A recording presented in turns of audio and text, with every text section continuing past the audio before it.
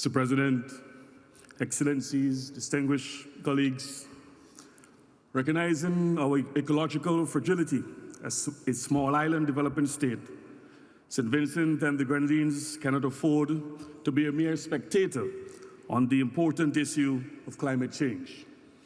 It is against this backdrop that I stand here with the available science and our very own real-life experiences of being on the front line of the devastating impacts of climate change. For St. Vincent and the Grenadines, reducing carbon emissions to 1.5 degrees Celsius is more than just a target.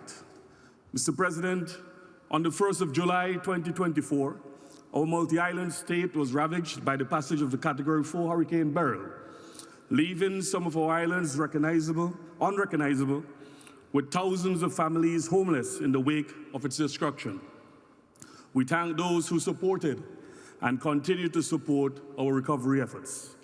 As I deliver this statement, my people are waking up to the ravaging effects of severe flooding that is currently affecting our island's infrastructure.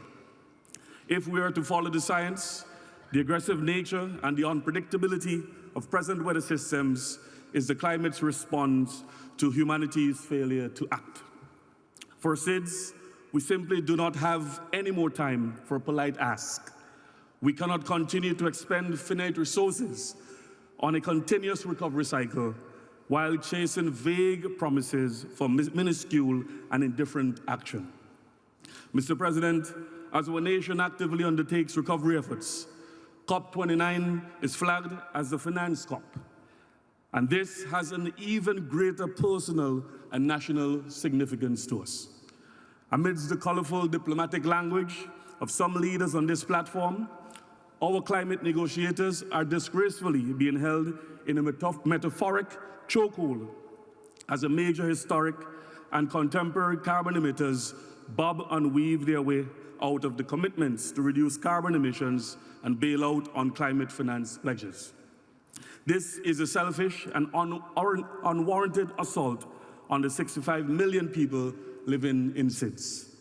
We need to ensure that at this COP, the new collective quantified goal will build upon previous climate finance targets. Mr. President, the new goal must take into account and respond to the urgent needs and priorities of developing countries and recognition of the special circumstances of SIDS, addressing efficaciously their unique social, economic, and environmental vulnerabilities. Collectively, we must find solutions to unlocking the ever-complicated maze of climate finance, with practical considerations for access and distribution, while renewing the call for a restructure of the global financial architecture presently designed to keep SIDS in a vicious cycle of debt. Our government firmly advocates for effective multilateralism and an international framework within which our developed priorities can be pursued. In this vein, we highlight that all countries, especially those most affected, such as Taiwan, should have a seat at the negotiating table. Mr. President, we need an unprecedented level of collective action. In the final days of this conference, we must not compromise ourselves out of a viable future. Ambitious actions is not a want, but an imperative as we keep our heads above the rising tide to safeguard lives and livelihoods.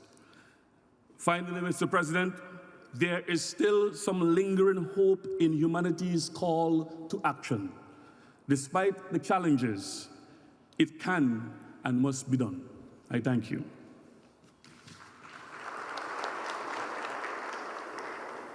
Thank you very much, Your Excellency.